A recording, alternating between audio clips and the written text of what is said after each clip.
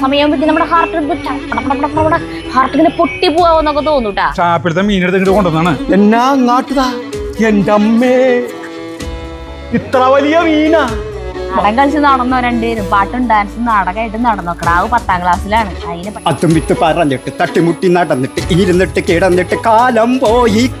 സമയം പോകുന്നു, എല്ലാവരുടെ ഉള്ളിൽ തീയായിരിക്കും. ഇപ്പോൾ എന്നെ സംബന്ധിച്ചിടത്തോളം ഇത് കയ്യിൽ കിട്ടിയാൽ നമ്മളിത് ഭക്ഷണം കഴിക്കാൻ വേണ്ടി ഉപയോഗിക്കും.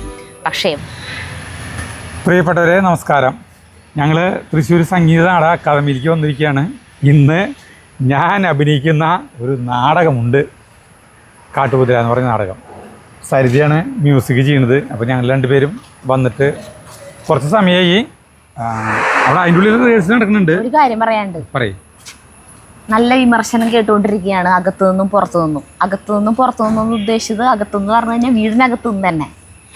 നാടകം കളിച്ച് നടന്നോ രണ്ടുപേരും, പാട്ടും ഡാൻസും നാടകമായിട്ട് നടന്നോ. ക്രാവ് 10ാം ക്ലാസ്സിലാണ്. അതിനെ പഠിപ്പിക്കണമെന്നോ അതിന് പഠിക്കണം എന്നുള്ളൊരു വിചാരമില്ല എന്നൊക്കെ പറയട്ടെ.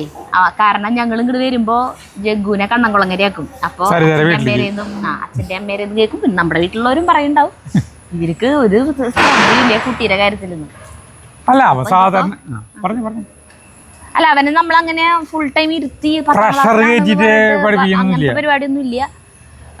പിന്നെ എന്തായാലും ഇത് മിക്കവാറും ഇനി നമുക്ക് ഈ വർഷം ഏതുകളൊന്നും ഇല്ല. അതെ, അടുത്ത വർഷം ഉണ്ടല്ലോ. ഈ വർഷം ഇനി പുതിയ നാടകങ്ങളൊന്നും ഇല്ലാന്നാണ് നമ്മൾ വിചാരിച്ചത്. കാരണം ഇത് കുറച്ചധികം സമയം നമ്മുടെ അങ്ങനെ പോയിക്കൊണ്ടിരിക്കും.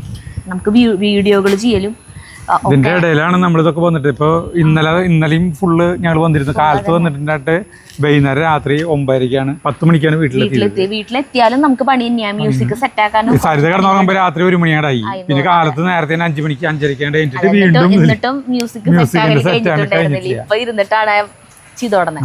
അപ്പോ അങ്ങനെയൊക്കെ ആയതുകൊണ്ട് നമ്മൾ തൽക്കാലം ഇനി ഇതിൽ നിന്നൊന്ന് തീരുമാനിക്കുകയാണ്.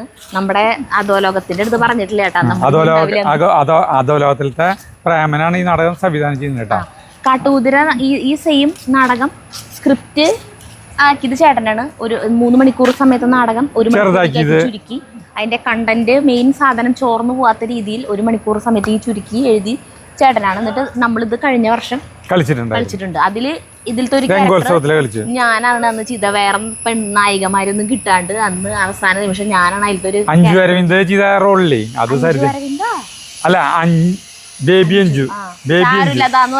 സിനിമയില് കാട്ടുകുതിര സിനിമയില് ചെയ്തിട്ടുള്ളത്. ഇപ്പൊ പ്രേമായിട്ട് ഇത് ചെയ്യുമ്പോ മൊത്തത്തിൽ എല്ലാവരും മാറി. കിഷോറാണ് അന്ന് കൊച്ചുവാവയുടെ റോള് ചെയ്ത് സൂപ്പറായിട്ട് ചെയ്തിട്ടുണ്ടായിരുന്നു. പ്രേമേട്ടൻ നന്നായി ശ്രമിക്കുന്നുണ്ട്. പക്ഷെ ഞങ്ങൾക്കത് അവന്റെ അത്രയ്ക്ക് എത്തണ പോലെ തോന്നുന്നില്ല. അപ്പൊ അങ്ങനെ എല്ലാവരും തകർത്ത് ഭയങ്കരമായ റിഹേഴ്സൽ നടന്നുകൊണ്ടിരിക്കുകയാണ് നാടകത്തിന്റെ ഉള്ളില്. അപ്പൊ നമ്മുടെ ഇവിടെ രാജേട്ടുണ്ട്. രാജേട്ടൻ അറിയില്ലേ? നമ്മുടെ കൊറേ സിനിമകളിൽ രാജേട്ടൻ കൈക്ക് പറ്റിയ ഇവിടെ കൈക്ക് ഞാൻ ചോദിച്ചു കൈക്ക് വല്ല പരിക്കും പറ്റിയിട്ടുണ്ടോ വിചാരിച്ചിട്ട്. വളരെ വലിയ അഭിനേതാവാണ്. മനസ്സിലായില്ലേ? രാജേട്ടൻ നമ്മൾ കണ്ടിട്ടുണ്ടാവില്ലേ? എന്നിട്ടാ മറ്റേ സിനിമയുടെ പേര് കൊറേ സിനിമയിലുണ്ട്. ലാസ്റ്റ് അഭിനയിച്ച പടം ഏതാ? മരണമാസത്തിലുണ്ടായിരുന്നു അല്ലേ? വൃത്തിയുള്ള വേഷം പഞ്ചായത്ത് പ്രസിഡന്റ്. അതെ, ബാക്കി എല്ലാത്തിലും ഇതുപോലത്തെ വേഷത്തിലാവൂല്ലേ? ഇടയ്ക്ക് ആള് താടിമുടിയൊക്കെ വെട്ടി ഇത്തിരി വൃത്തിയും മെനയിലൊക്കെ കാണാം ആളെ. അപ്പൊ ക്യാരക്ടറിന് വേണ്ടിട്ട് അങ്ങനെ ആയതാന്ന് പറയും. അല്ല, ഇന്നാളൊരു വലിയ സിനിമയില് കുറെ മറ്റേ ഈ മോർച്ചറിയുടെ ആളായിട്ട് അതേ സിനിമയിലായിരുന്നു. മോർച്ചറി ഹോസ്റ്റലറിലെ ഒരു വലിയ വേഷമായിരുന്നു കേട്ടോ. ഒരു വില്ലന്മാരിൽ ഒരാളായിരുന്നു. പിന്നെ രാജേട്ടൻ നമുക്ക് ഇവിടുത്തെ രംഗേനർ ഞങ്ങളുടെ നാടകത്തിന്റെ ഞങ്ങളുടെയൊക്കെ ഗുരുവാണ് രാജേട്ടൻ. എന്നെ ആദ്യമായിട്ട് പ്രേമന്റെ ടീമിലേക്ക് ആദ്യമായിട്ട് നാടകത്തിലേക്ക് കൊണ്ടുവന്നത് അത് ചെറിയ ബാച്ചിന്റെ ഇതിലിരുന്ന് ഒറ്റക്കൊമ്പി ഇരട്ടത്തോക്ക് എന്ന് പറഞ്ഞ നാടകത്തിലേക്ക് ആദ്യമായിട്ട് കൊണ്ടുവന്നത് രാജേട്ടനും പ്രേമനും കൂടിയിട്ടാണ് കേട്ടോ. രാജേട്ടൻ നല്ലൊരു ഇതാണ്, കവി കൂടിയിട്ടാണ് രാജേട്ടൻ നമുക്ക് വേണ്ടിയിട്ട് ഒരു കവിത ചെയ്യണോ ഒരു പാട്ടാണോ ചൊല്ലോ ഒരെണ്ണം രണ്ടുപേരും ചോദിച്ചല്ലേ? ഇല്ല ഞാൻ വേറൊരു മൂടില്ല, വേറൊരു മ്യൂസിക് വേറെ മൂടില്ല. ആ ശരി. അത് ഷൂട്ട് ചെയ്യാം. അന്നത്തെ ഒരു പാട്ട് വെറുതെ ഒന്ന് പാട്. അന്ന് സരിതാ പാട്ട് എന്ന് പറഞ്ഞ ഒരു പാട്ട് പാടാം. ആ പാട്ട് റാപ്പ് പോലത്തെ റാപ്പ് പോലെയൊക്കെ ശരിക്കും പറഞ്ഞിട്ട് കാര്യമില്ല. അതൊന്നും ഇപ്പൊ ശരിക്കും രാജേട്ടൻ ഭയങ്കര ഫേമസ് ആണ്. രണ്ടുപേരും മൂളാം. പഠിക്കോ. അതും വിത്ത് പറഞ്ഞിട്ട് തട്ടിമുട്ടി നടന്നിട്ട്, അതും വിത്ത് പറഞ്ഞിട്ട് തട്ടിമുട്ടി നടന്നിട്ട് ഇരുന്നിട്ട് കിടന്നിട്ട് കാലം പോയി കഥ മാറി, കാലം കിട്ടുകെട്ട കാലം കലി തുള്ളി, കാലം പോയി കഥ മാറി, കാലം കിട്ടുകെട്ട കാലം കലി തുള്ളി, തളം കെട്ടിക്കണ്ണി കണ്ണീരായി മഴ തിങ്ങി വിങ്ങും മന നിലവിളിയായി കതിൽ അന്തിവാന ചൊപ്പിൽ നിറ കൂട്ടായി കോലം, ആരാരോ ആരിരാരോ ആരാൻ്റെ നിലവിളി വിളി കേട്ടോ. അടിപൊളി. അപ്പൊ ഇത് കഴിയുന്നില്ല. ഇതിന്റെ കൊറേ ഉണ്ട്, പക്ഷെ അത് രാജ്യത്തിന് ഓർമ്മയില്ല. ഇതൊരു 5 വർഷം മുന്നേ ആളെ എഴുതിയിട്ടുള്ള കേട്ടാ. അന്ന് നമ്മളിവിടെ വരുമ്പോ ആള് പാടി കേൾപ്പിച്ചിട്ടുണ്ട്. അതന്നെ നമ്മൾ എന്നിട്ട് അത് അന്ന് ഇത് റെക്കോർഡ് ചെയ്യാന്നൊക്കെ വിചാരിച്ചിട്ടൊക്കെ ഇതായി, പക്ഷെ അതൊന്നും നടന്നില്ല. അവര് തടസ്സങ്ങള്. ഇനി നമുക്കത് വീണ്ടും പൊടി തട്ടിയെടുക്കാം. രാജേട്ടനോട് എഴുതിച്ചിട്ടില്ലേ? നമുക്കിത് വിഷ്വലൈസ് ചെയ്ത് അടിപൊളി ഒരു ആൽബാക്കി പുറത്തിറക്കണം. അപ്പൊ കൊറേ പാട്ടുകൾ ആളെ എഴുതിയിട്ടുണ്ട്. നിങ്ങൾക്ക് പരിചയമുള്ള നല്ല ഗിറ്റാറിസ്റ്റ് നമുക്ക് നമ്മുടെ ആളുണ്ട്. എല്ലാ ഇൻസ്ട്രുമെന്റും വായിക്കണ ആളുണ്ട്. പാടിപ്പിക്കാം. ഇതെന്താണ് നമ്മളെ സംബന്ധിച്ചിടത്തോളം, ഇത് കയ്യിൽ കിട്ടിയാൽ നമ്മളിത് ഭക്ഷണം കഴിക്കാൻ വേണ്ടി ഉപയോഗിക്കും. പക്ഷേ വല്ലഭന് പുല്ലുമായുധം എന്ന് പറയണ പോലെ ഈ 2 സ്പൂൺ രാജേട്ടന്റെ കയ്യിൽ കിട്ടിയാൽ എന്ത് ചെയ്യും, എന്ത് സംഭവിക്കുന്നു നമുക്കിപ്പോൾ കാണാം.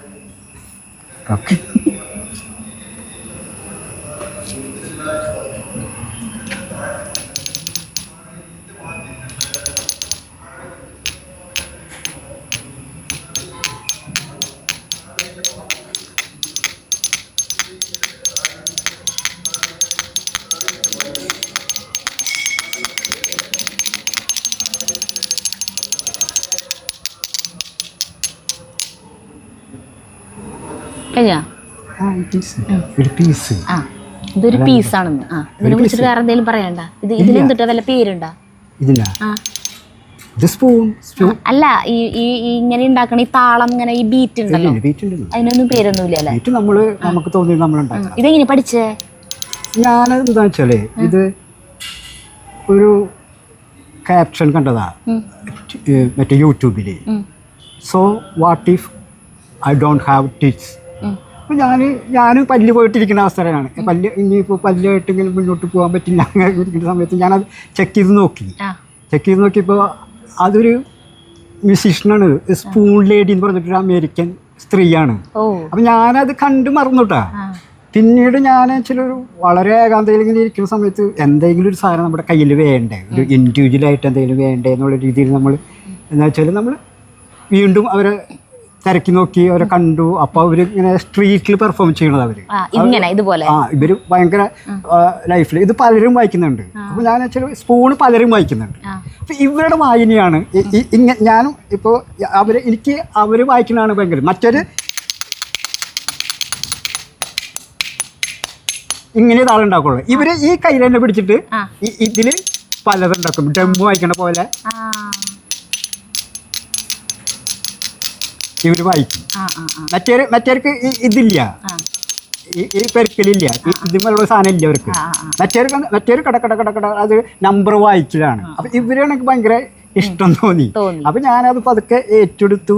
പിന്നെ ഞാൻ അത് എൻ്റെ കയ്യിൽ നിന്ന് ഈ സ്പൂണ് വീട്ടിലുണ്ടായിരുന്നു, സ്പൂണ് അത് പോയി. പിന്നെ ഞാൻ വെച്ചാൽ ഈ അടുത്ത് കഴിഞ്ഞ ആഴ്ച ഞാൻ മെഡിക്കൽ കോളേജിൽ പോണ സമയത്ത് അത്താണിയിൽ ഇങ്ങനെ നോക്കിയപ്പോൾ പാത്രങ്ങളിരിക്കണ കട. അപ്പം ഞാനവിടെ ഇറങ്ങി, കഴിഞ്ഞപ്പോൾ നിർത്താൻ പറഞ്ഞ അവിടെ ഇറങ്ങി ഞാനവിടെ പോയിട്ട് സ്പൂണ് തപ്പി 2 സ്പൂണ് വാങ്ങിച്ചു ഞാൻ. പിന്നെ അത് പതുക്കെ അത് എടുക്കാൻ തുടങ്ങിയപ്പോൾ ഇപ്പം നമുക്കറിയാലോ, നമുക്ക് ഒരു ചെറുതായിട്ട് ഒരു പാട്ടൊക്കെ പാടാൻ തുടങ്ങുന്ന സമയത്ത് ഞാൻ ഉദ്ദേശിച്ചാൽ ഇതിൻ്റെ ഒരു ബീറ്റിന് ഇപ്പം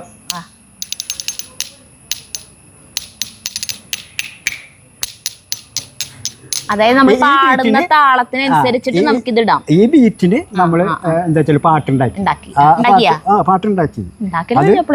അത് അപ്പോൾ അതാണ് നിങ്ങളോട് ഞാൻ പറഞ്ഞത്, ഒരു ഗിറ്റാർ വായിക്കുന്ന ഒപ്പം പാടുകയും ചെയ്യുന്ന ഒരാളും ഉണ്ടെങ്കിൽ ഇത് നമ്മൾ ഇൻസ്ട്രുമെന്റ് ഡ്രം വായിക്കുന്ന പോലെ നമ്മൾ ഇത് വായിക്കും, ആ ഒരു പാട്ടുണ്ടാക്കാം. അപ്പോൾ ആ പാട്ടിന്റെ വരി തുടങ്ങുന്നത് ഇങ്ങനെയാണ്: നീയോ ഞാനോ, ഇന്നോ നാളെയോ പോകും നാമേ വരും ലോകം വിട്ട്, ഇനിയോർമ്മയിൽ വാഴും നാളുകൾ നീയോ. അങ്ങനെ പറഞ്ഞിട്ട്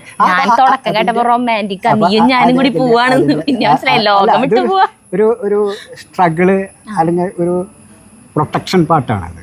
മറ്റേ ഒന്നേ ജീവിതം മരണവും ഇതിലേറ്റ താഴ്വുകളില്ലടാ, അങ്ങനെ പറഞ്ഞിട്ട് പോകുന്ന ഇതിൽ വരികൾ ഇങ്ങനെ കൂട്ടി വന്നിട്ട് അങ്ങനത്തെ ഒരു പ്രതിരോധമായിട്ടുള്ള ഒരു പാട്ടാണ്. ആൾക്കാർ പാട്ട് ഫുള്ളായി കഴിഞ്ഞിട്ട് ഈ പറഞ്ഞ പോലെ ഗിറ്റാറൊക്കെ വെച്ചിട്ട് നമുക്ക് അടിപൊളിയാക്കി പ്ലേ ചെയ്യാം. ഞാൻ ഇത് ആ ബീറ്റിലേക്ക് വരും. ചെയ്യാം. Okay, thank you. ഭയങ്കരമായ ആള്.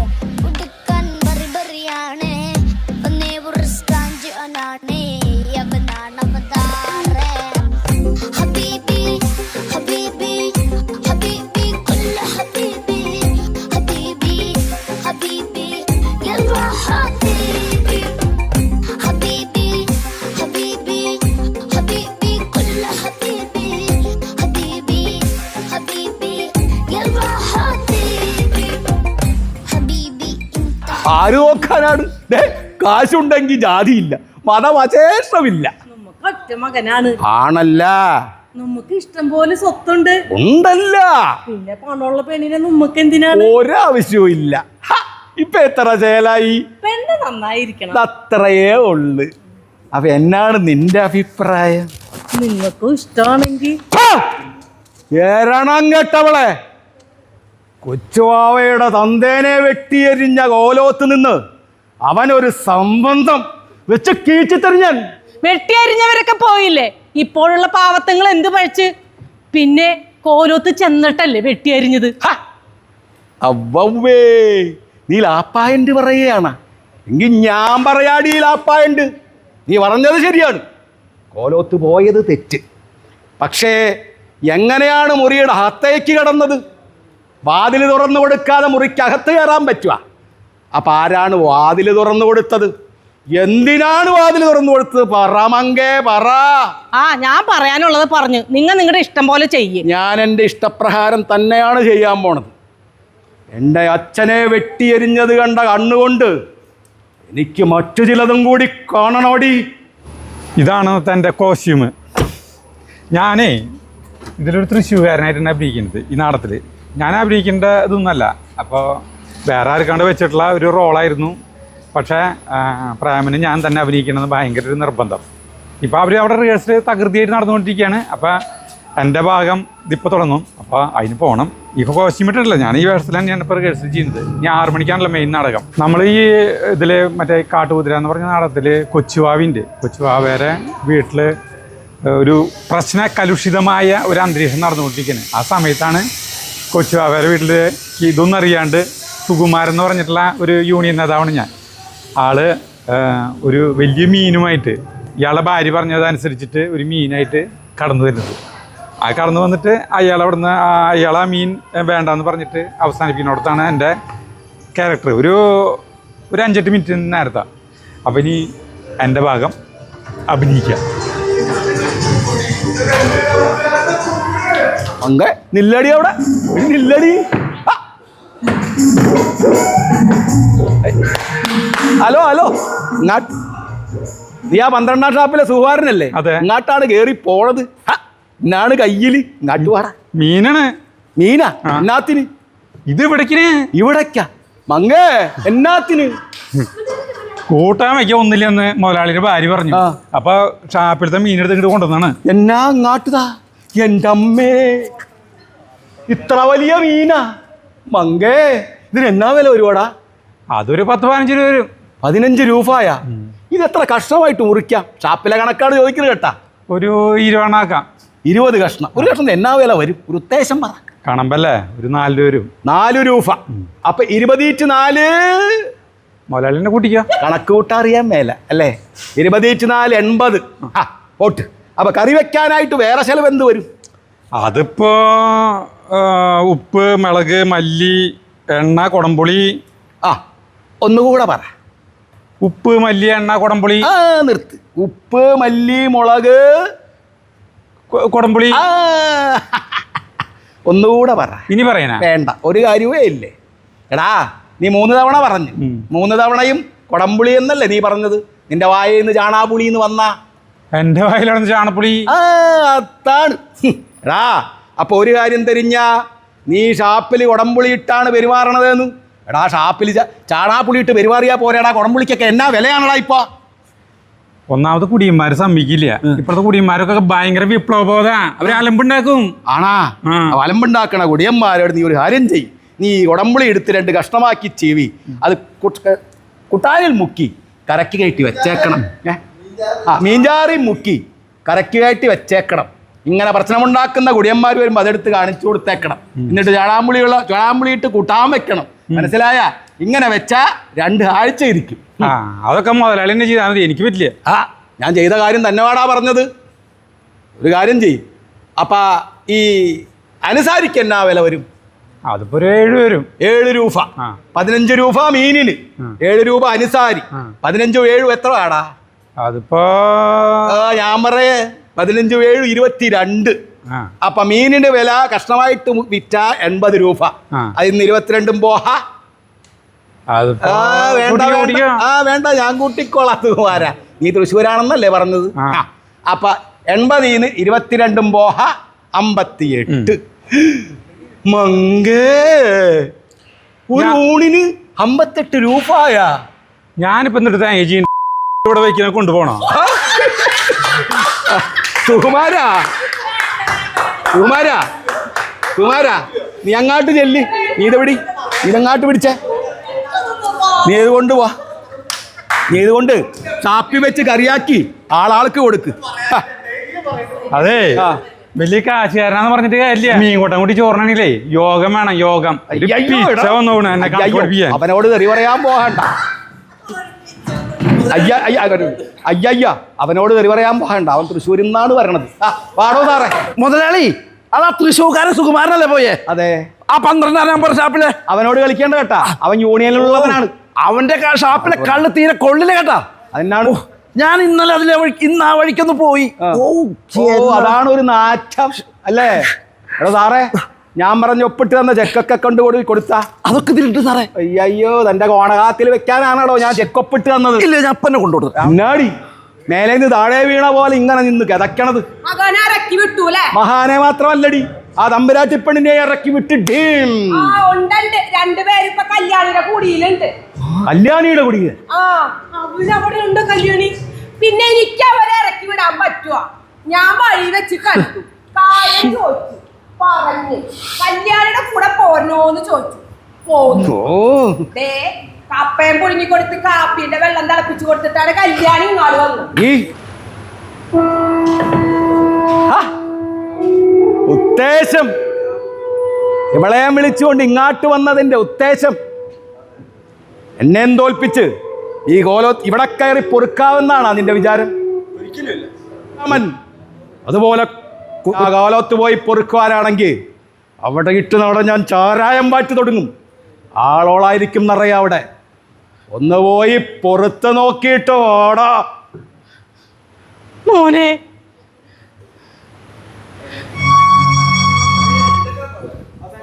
എൻ്റെ ഭാഗം കഴിഞ്ഞപ്പോൾ ഞാൻ ഇതിലെ ഏറ്റവും വലിയൊരാളെ പരിചയപ്പെടുത്താണ്ട്. വലിയൊരാളെന്ന് പറഞ്ഞില്ലേ, നമ്മള് നാടകമൊക്കെ ഭയങ്കരമായിട്ട് റിഹേഴ്സൽ ചെയ്തു, മ്യൂസിക് ചെയ്തു, എല്ലാ സംഗതികളൊക്കെ ചെയ്തു, നന്നായി അഭിനയിച്ചു എന്ന് പറഞ്ഞിട്ട് കാര്യമില്ലല്ലോ. ഇതിലത്തെ ഏറ്റവും പ്രധാനപ്പെട്ട ഒരാളെയാണ് ഞാൻ പരിചയപ്പെടുത്താണത്. ഇത് മൈക്ക് വർക്ക് ചെയ്തില്ലെങ്കിൽ ഒരാൾക്കൊരു വസ്തു കേൾക്കില്ല. അപ്പോൾ നമ്മുടെ ഇവിടെ നാടീകൃതത്തിൽ മൈക്ക് ലൈറ്റിൻ്റെതൊക്കെ സെറ്റപ്പ് ചെയ്യുന്ന ബാബുവേട്ടനെയാണ് പരിചയപ്പെടുത്തുന്നത് കേട്ടോ.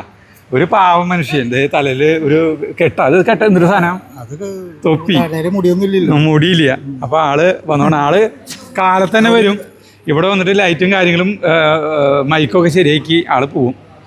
ബാബേൻ്റെ വീട് എവിടെയാ? ചേറൂരാണ് വീട്. ബാബേട്ടനെ പറ്റിയിട്ട് 2 വാക്ക് ശശി പറയട്ടാ. ഈ ബാബേട്ടൻ എന്ന് പറഞ്ഞാലേ നമ്മൾ പരിചയപ്പെടുന്ന ഒരു വ്യക്തിയാണ് അല്ലേ ബാബേട്ട? നമ്മളൊരു 10-15 വർഷം മുമ്പ് അല്ലേ? 15 അല്ലേ? ആ PWDയിൽ ജോലിയുള്ള സമയത്ത് ഞാൻ ബാബേട്ടനെ പരിചയം ടൗൺ ഹാളിൽ വരാറുണ്ട്. ഈ ബാബേട്ടൻ കേരള സൗണ്ടിൻ്റെ ആയിരുന്നു അല്ലേ? കേരള സൗണ്ടിൻ്റെ എല്ലാ പണികളും ചെയ്തു. പിന്നെ ഈ ബാബേട്ടൻ പെട്ടെന്നൊരു ദിവസം മുങ്ങാണ്. എവിടേക്കാ പോയ ബാബേട്ട? ദുബായിക്ക് പോയിട്ട് വേറെ അവിടുന്ന് എവിടേക്കും വേറെ മാറി അവിടെ പോയിട്ട് വല്ല മൾട്ടിനാഷണൽ കമ്പനികളിൽ ആള് സൗണ്ടിന്റെ അല്ലേ സൗണ്ട് കമ്പനി. അപ്പൊ അങ്ങനെ പല വേദികളിലും ബാബേട്ടന് പെർഫോം ചെയ്യാൻ പറ്റിയിട്ടുണ്ട്. പെർഫോം മീൻസ് ബാബേട്ടന്റെ 20 വർഷം ആളെ എബ്രോഡായിരുന്നു. ഇത് കഴിഞ്ഞ് ഇങ്ങനെ നിൽക്കട്ടെ. അപ്പോൾ ഞങ്ങൾ ബാബേട്ടൻ്റെ കാര്യമൊക്കെ വിട്ടുപോയി. ഇടയ്ക്ക് വർഷത്തിലൊക്കെ വരും, പിന്നെ കാണും അങ്ങനെ. പിന്നെ കുറച്ച് കഴിഞ്ഞിട്ട് ഇവിടെ സൗണ്ടില്ല എന്നുള്ളൊരു പ്രശ്നം വന്നു ഞങ്ങൾക്ക് നാടകത്തിലാണ്. അപ്പൊ അങ്ങനെ വന്നുകൊണ്ടിരിക്കുമ്പോഴാണ് ഞാനാണ് പറയണേ, അത് സത്യം ആളിത് പറയുന്നില്ലേ ബാബേട്ട, അതാ പറയുന്നത്, ഞാനാണ് പറഞ്ഞത്. അതാണ്. അപ്പോ ബാബുട്ടൻ എന്ന് പറഞ്ഞ ഒരു വ്യക്തിയുണ്ട്, ആളിപ്പോ നാട്ടിലെത്തിയിട്ടുണ്ട്. ആളെ വിളിച്ചു. പിന്നെ ബാബേട്ടൻ വന്നോടുകൂടി ശബ്ദമായി, നാടകം അങ്ങോട്ട് പൊങ്ങി ആടി രംഗചേതന സൂപ്പറായി. ഞാനായിരുന്നു. പിന്നെ പിന്നെ ഒരു കാലഘട്ടത്തിൽ ഞാനെന്നുള്ള പില്ലേട്ടാള് ആളിപ്പോ ഈ അടുത്ത കാലത്തോട്ടാണ് വന്നു തുടങ്ങിയത്. നമ്മൾ 10-11 കൊല്ലായില്ലേ. തീർച്ചയായിട്ടും എന്തെങ്കിലും ആവശ്യമുണ്ടെങ്കിൽ ബാബേട്ടനെ കോൺടാക്ട് ചെയ്യാം. സൗണ്ടിന്റെ കാര്യത്തിലോ അല്ലെങ്കിൽ അതിനകത്ത് അസിസ്റ്റൻസിന്റെ കാര്യത്തിലോ. നല്ലൊരു വ്യക്തിയാണ്, പരിചയപ്പെടേണ്ട വ്യക്തിയാണ്. ബാബേട്ടന്റെ വീട്ടിലായിരിക്കും മോളില്ലേ? മോൾക്ക് മറ്റേ ലഡു കൊണ്ടുപോയി. ഞാൻ വിചാരിച്ചു ചെറിയ കുട്ടി എന്തൊക്കെ അവിടെ എന്താ പഠിക്കുന്ന പറഞ്ഞേ? BEd കാരി. അത് അപ്പൊ ഞാൻ ചെറിയ കുട്ടിയാന്ന് വിചാരിച്ചു.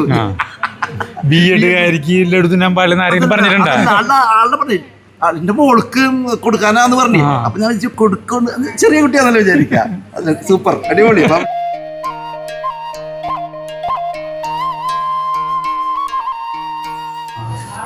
നമ്മള് ഉച്ചക്ക് 2:30 അപ്പോൾ ഭക്ഷണം കഴിക്കാൻ പോവാണ്, ഫുഡ് കഴിക്കാനായിട്ട്.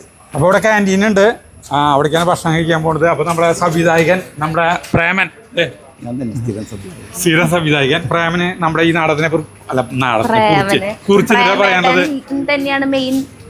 ഞാൻ തന്നെയാണ് ഈ നാടകത്തില് നായകൻ. ഒരാളെ പരിചയപ്പെടുത്താം. നമ്മുടെ സുനില്, നമ്മുടെ എല്ലാ നാടകങ്ങളുടെയും ലൈറ്റ് ചെയ്യുന്ന ആളാണ് സുനിൽ. ഇനിയിപ്പോ ചെന്ന് കഴിഞ്ഞാൽ ചോറ് കിട്ടുമെന്ന് അറിയില്ല. ഞങ്ങൾ എത്രയും പേരുണ്ട്. വേറെ പല കാര്യങ്ങളും സംസാരിക്കുന്നതിൽ ചേട്ടന്റെ ചിന്ത മുഴുവൻ അതാണ്. ഇവിടെ KSEB പെൻഷനേഴ്സ് അസോസിയേഷന്റെ സമ്മേളനം നടക്കുന്ന സംസ്ഥാന സമ്മേളനം കേരളത്തിലത്തെ. അത് ഇവിടെയാണ് ഈ മറ്റേ അക്കാദമിയിലാണ് നടക്കുന്നത്. ആ ടൗൺ ഹാളിൽ പരിപാടികളുണ്ട്. അല്ല, ടൗൺ ഹാളിൽ KT മുഹമ്മദ് തിയേറ്ററിൽ പരിപാടികളൊക്കെ ഉണ്ട്. കണ്ട ഇവിടെയൊക്കെ നിറയെ പന്ത് കടിയിട്ട് പല കേരളത്തിലത്തെ എല്ലാ ജില്ലകളിൽ നിന്നുള്ള ആളുകളാണ് വന്നിട്ടുള്ളത്. ഇവിടെ കണ്ട ഗംഭീരമായ പരിപാടിയാണ് ഇവിടെ. ഞങ്ങൾക്ക് തൃശ്ശൂർക്കാർക്ക് അഭിമാനിക്കാനുള്ള ഏറ്റവും വലിയൊരു കാര്യം എന്താ വെച്ചിട്ടുണ്ടെങ്കിൽ ഈ അക്കാദമിയിലൂടെ കാരണം ഞങ്ങൾക്ക് എന്നും ഇവിടെ പരിപാടികൾ, കലാപരിപാടികൾ, അത് ഇത് മടുക്കില്ല ശരിക്കും. ഇവിടെ വന്നു കഴിഞ്ഞാൽ ആവശ്യമാണ്. അപ്പം ഈ ഫുഡ് കഴിക്കാം.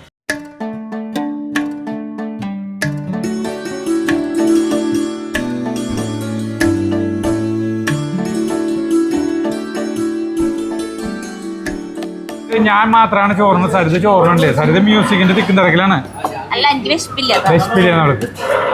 ബാക്കിയുള്ളവരൊക്കെ അവിടെ ഇവിടെയൊക്കെ ഇരുന്നു. ഇതാണ് നമ്മുടെ അക്കാദമിയുടെ ക്യാൻറ്റീൻ. മീൻ എന്തിനുള്ള കൊഴുവ കൊണ്ടുവാ. കൊഴുവ മാത്രം മതി. ഇതാണ് കൊഴുവ. പിന്നെ ഓംലെറ്റൊക്കെ ഉണ്ട്, നമ്മളതൊന്നും വാങ്ങിക്കില്ല. കാണാം. അപ്പൊ ഞാൻ ചോറിനാണ് കേട്ടാ. പ്രേമനും അവരൊക്കെ അവിടെ ഇരിക്കുന്നുണ്ട് എല്ലാവരും.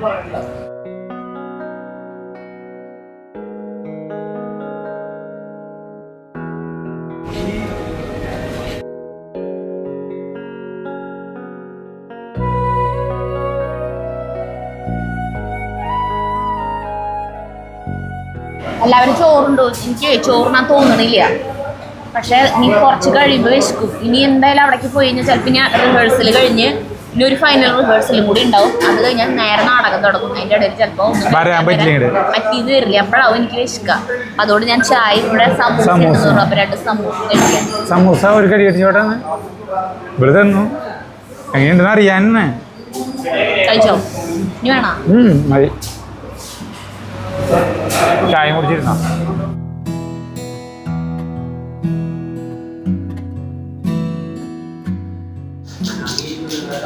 ചന്ദ്രശേഖര, വേണ്ട വേണ്ട മോനെ, ഒന്നും ചെയ്യണ്ട. ആരും പേടിക്കണ്ട, ആന വരണ്ടിട്ടൊന്നുമില്ല. അതെന്റെ ചന്ദ്രശേഖരനാണ്. ചന്ദ്രശേഖര മോനെ, ഒന്ന് തുടറി.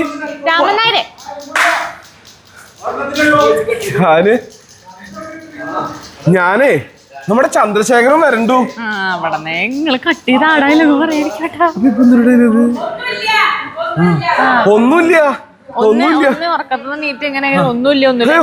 ഒന്നുമില്ല കുട്ടിയെ, ഒന്നുമില്ല.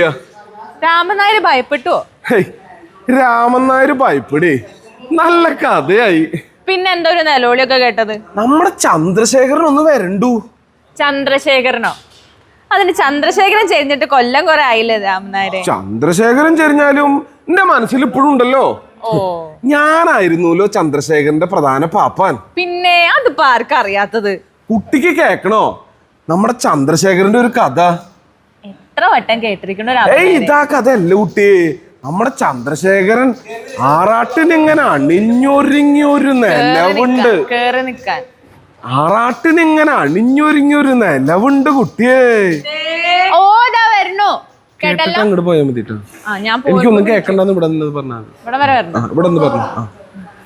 നിലവാണ് കുട്ടിയെ, കേക്കണോ കുട്ടിക്ക്? ഒന്നും കേക്കണ്ട. ഓതാ വരണോ കേട്ടല്ലോ. ഞാൻ ഈ മരുന്ന് കൊണ്ട് കൊടുത്തിട്ട് വരാം. ഈ എന്റെ ചന്ദ്രശേഖര, നമ്മുടെ കഥയൊന്നും ഇപ്പൊ ആർക്കും കേക്കണ്ട.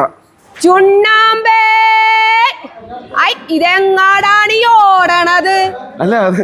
അല്ല ഇതാര് കൊറത്തി കല്യാണിയോ? നല്ല മൊറത്തി കല്യാണി. വിശേഷം കേട്ടാ? എനിക്ക് കേക്കണ്ട. കേക്കുന്നേ. പുത്തമ്മാളിയിലെ പെണ്ണ് പഠിക്കാൻ പോയി.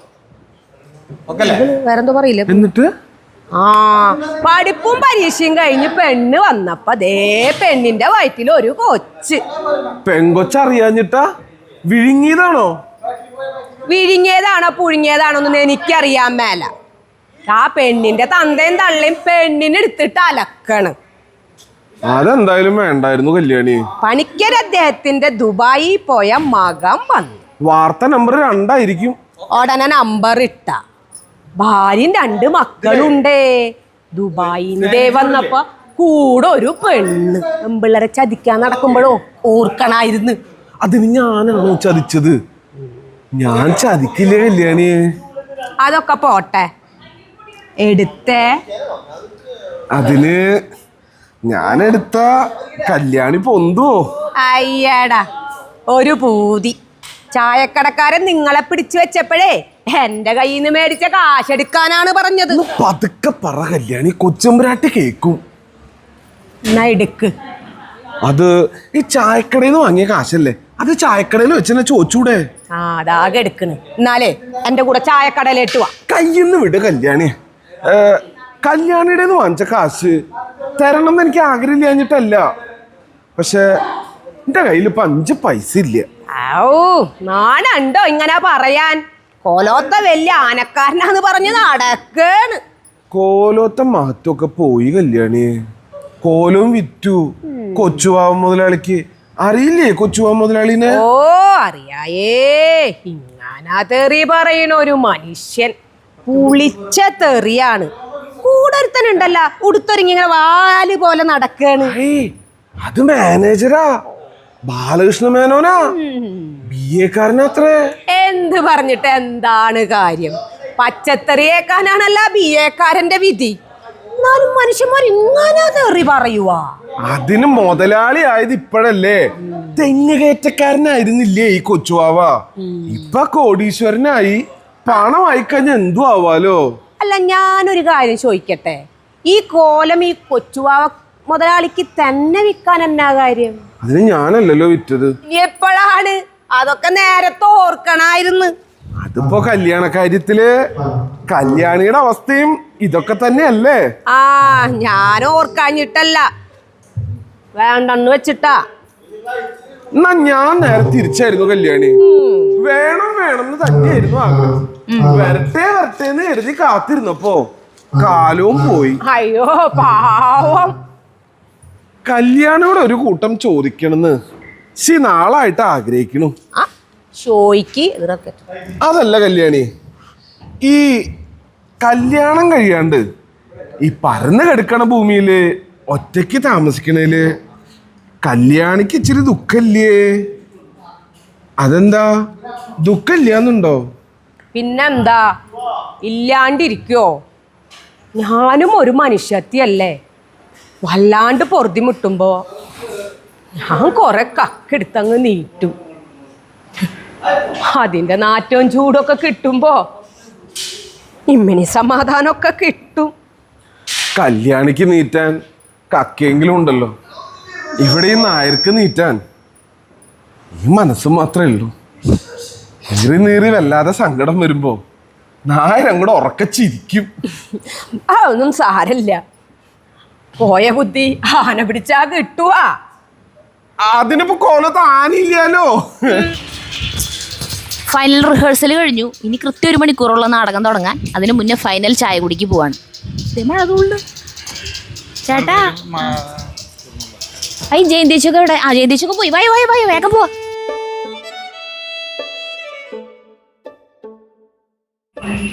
ചായ കുടി കഴിഞ്ഞു, സമയം പോകുന്നു. എല്ലാവരുടെ ഉള്ളിൽ തീയായിരിക്കും ഇപ്പോൾ. പക്ഷേ ഈ നാടകം തുടങ്ങണതിനെ തൊട്ട് മുന്നത്തെ ആ ഒരു സാധനമില്ലേ, ഇങ്ങനെ ഉള്ളിൽ നിന്ന് ഇങ്ങനെ ഒരു സാധനം വരും. ആ സാധനം ആസ്വദിക്കാനാണ് എല്ലാവരും ഈ നാടകത്തിലേക്ക് വരുന്നത്. അത് കഴിഞ്ഞിട്ട് പിന്നെ നാടക സ്റ്റേജിലേക്ക് അത് കയറി കഴിയുന്നതോടുകൂടി സമയം വെച്ച് നമ്മുടെ ഹാർട്ട് ഇങ്ങനെ പൊട്ടി പോവാന്നൊക്കെ തോന്നൂട്ടാ. പക്ഷേ അതങ്ങോട്ട് കഴിഞ്ഞ് നമ്മൾ സ്റ്റേജിലേക്ക് അത് കയറി ആദ്യത്തെ ഡയലോഗ് പറഞ്ഞോടുകൂടി നമ്മൾ കൂളാവും. പിന്നെ രസമായിട്ട് അതെങ്ങനെ ഇങ്ങോട്ട് പോവും. ഡയലോഗ് തെറ്റിക്കഴിഞ്ഞ് ഈ രസമൊന്നും ഉണ്ടാവില്ല ചേട്ടാ, നന്നായി പഠിച്ചിട്ടുണ്ടാവണം. അതങ്ങനെ കഴിയുമ്പോൾ പിന്നെ നാടകം കഴിഞ്ഞ് കഴിയുമ്പോൾ ഇങ്ങനെ എല്ലാവരും ഇറങ്ങി വന്നിട്ട് നമ്മളിങ്ങനെ നന്നായി ഉണ്ടായിരുന്നു എന്നൊക്കെ പറയില്ലേ, കഴിഞ്ഞു. അതാണ് ഒരു എന്താ പറയാ ചേട്ടാ അതിൻ്റെ ഒരു പേര്, അതൊരു ഭയങ്കരമായ ഒരു അനുഭൂതിയാണ്. എനിക്കില്ല ചേട്ടാ മേക്കപ്പ്, ഞാൻ മ്യൂസിക് ചെയ്യായിരിക്കും.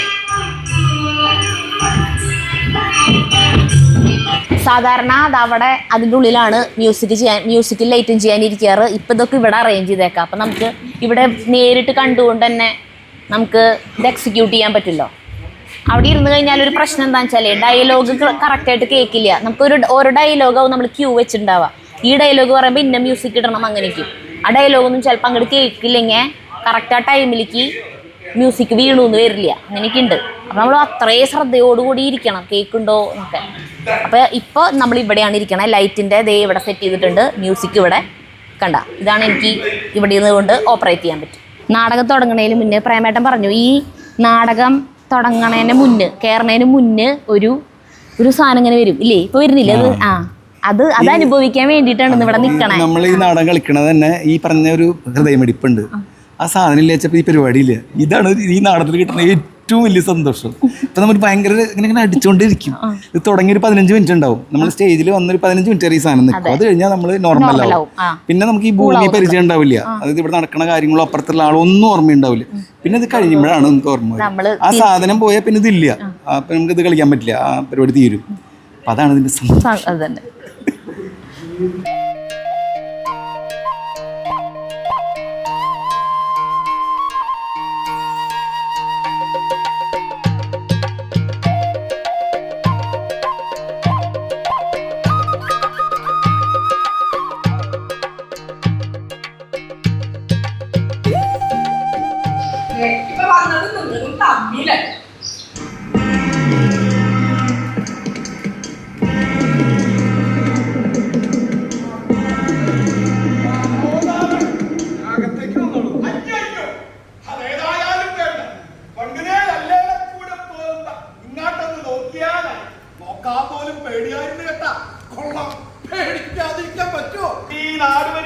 തമ്പ്രാക്കന്മാരുടെ കോവിലഹമായിരുന്നല്ല ഇത്. അറിവോ?